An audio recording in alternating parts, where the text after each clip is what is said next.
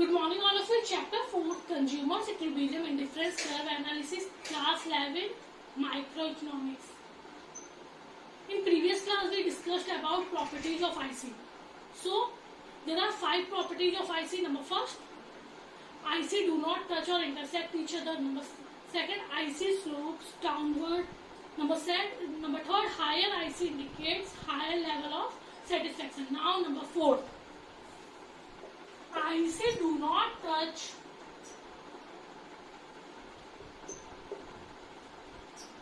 x-axis and y-axis. IC कभी भी x-axis को टच नहीं कर सकती और y-axis को टच नहीं कर सकती. मतलब ना IC कभी ऐसा बनेगा और ना ऐसा. अगर यहाँ टच कर रही है मतलब वो क्या कर रही है, y-axis को टच कर रही है डी ग्राफ में. अगर ए की बात करें तो वो कहाँ टच कर रही है, एक्स एक्सिस पे टच कर रही है.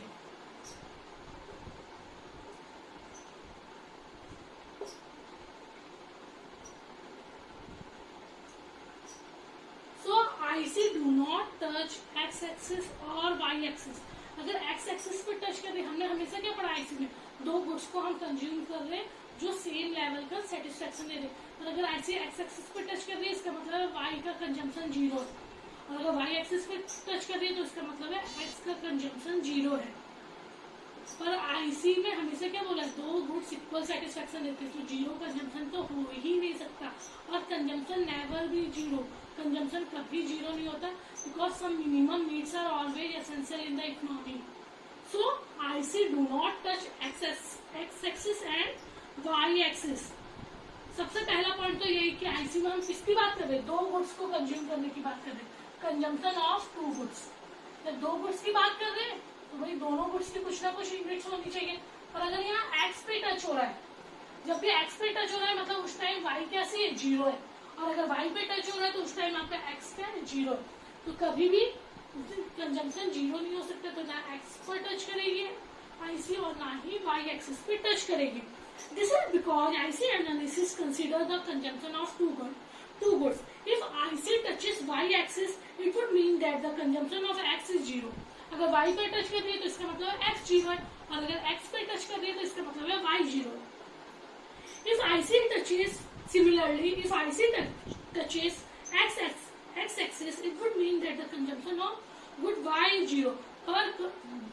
पर हमेशा याद रखिए consumption never be 0 because some minimum needs are always essential in the economy. Clear? So IC do not touch x-axis or even y-axis. IC कभी भी ना x-axis को टच करेगी ना y-axis को. x को टच करते हैं इसका मतलब y 0 और y को टच करते हैं इसका मतलब x 0.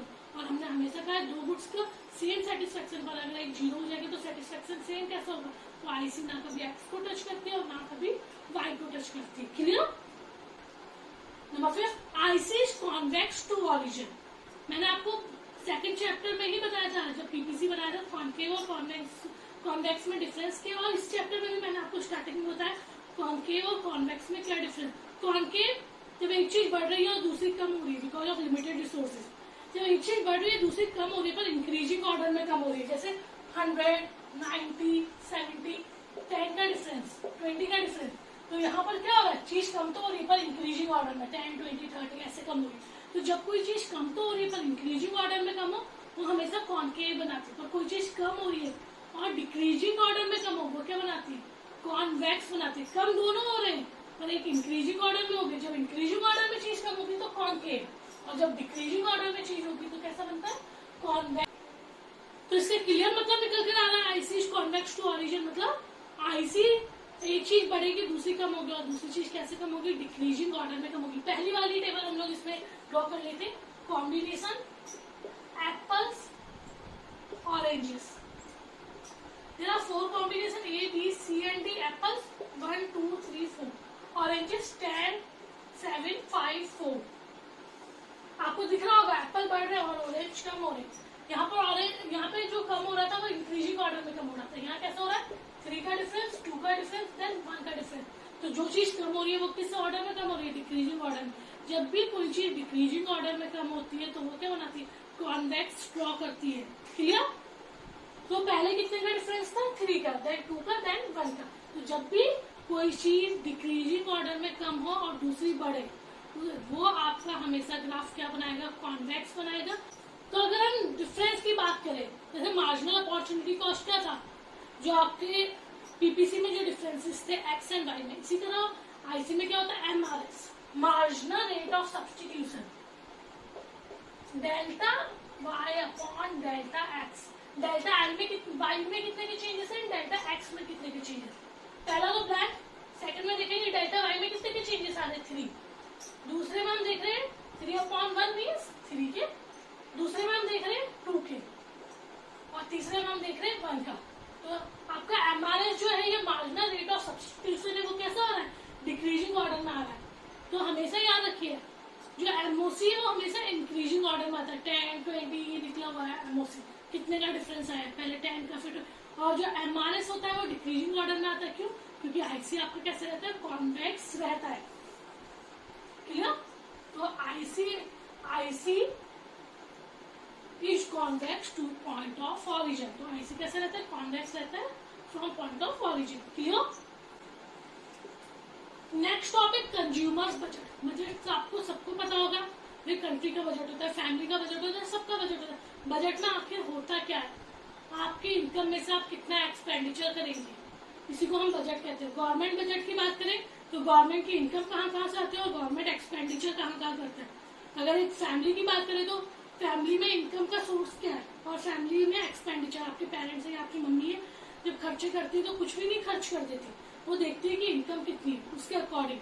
तो इनकम में से जो आपके खर्चे किए जाते हैं, जब आपको पता है आपकी इनकम इतनी है और आपको इतने एक्सपेंडिचर करना है, उसी को हम क्या कहते हैं, बजट। और कंज्यूमर का बजट भी सेम होता है कि भैया कंज्यूमर की इनकम कितनी है और उसमें से कंज्यूमर कितने खर्चे करेंगे, उसी को हम कहते हैं बजट। एक मान लेते हैं कि हमारा जो कंज्यूमर है उसके पास कितने का बजट है, 60 रुपए, और हम कितने आईसी में हमेशा कितनी चीजें कंज्यूम करते हैं, 2 गुड्स कंज्यूम करते हैं।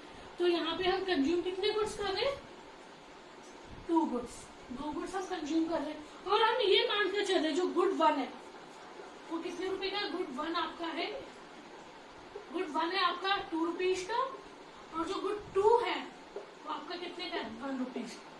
ठीक है, मतलब हमारे पास बजट है 60 रुपए, एक चीज है वो 2 रुपए की और जो दूसरी चीज है वो कितने की, 1 रुपए की। और कंज्यूमर को 60 रुपए क्या करना है, इन दोनों चीजों पे खर्च करने। क्लियर? तो अब कंज्यूमर को 60 रुपए खर्च करने हैं गुड 1 और गुड 2 पे। कॉलम्स बना लेते हैं 2, उसमें लिखते हैं, फर्स्ट कॉलम में लिखते हैं यूनिट्स ऑफ गुड 1, दूसरे में लिखते हैं यूनिट्स ऑफ गुड 2। भाई कंज्यूमर हम ये मानते चल रहे हैं कि जो कंज्यूमर है वो गुड 1 पे बिल्कुल भी खर्चा नहीं कर रहा है। गुड 1 पे मतलब 2 रुपए वाली चीज पे बिल्कुल खर्चा नहीं करना। तो गुड 2 को कितना खरीद सकता है, 60 खरीद सकता है। भाई जब 2 रुपए वाली चीज एक भी नहीं खरीद रहा तो उसके पास 60 रुपए है और 1 रुपए वाली चीज है, यह 1 रुपए प्राइस है गुड 2 पे, तो वो ज्यादा से ज्यादा गुड 2 कितने खरीद सकता है, 60 खरीद सकता है।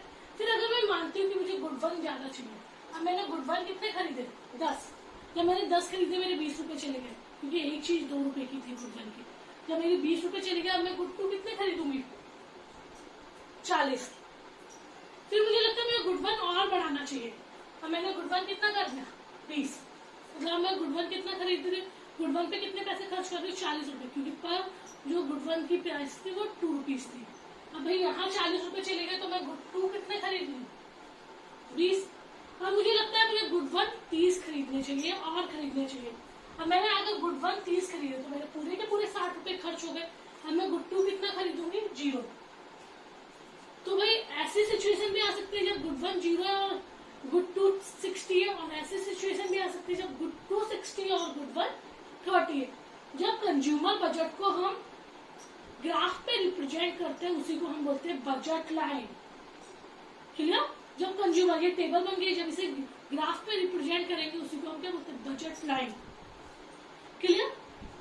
तो हम ये मानते चलते हैं if a consumer spend his entire income, अगर कंज्यूमर अपनी पूरी इनकम गुड 1 पे खर्च करता है, he can buy maximum 30 units. अगर गुड 1 पे पूरी की पूरी इनकम का खर्च कर रहा है तो वो ज्यादा से ज्यादा कितनी यूनिट्स खरीद सकता है, 30। he can buy maximum 30 units. on the other hand if he spend his entire income on good 2, अगर वो अपनी पूरी इनकम गुड 2 पे खर्च कर रहा है he can buy or he can maximum buy 60 units of it. There are some other combination like 10 units of good 1 and 40 units of good 2, 20 units of good 1 and 20 units of good 2. So there are 4 combinations of good 1 and 4 combinations of good 2. Clear? And budget line, भाई budget line क्या होती है?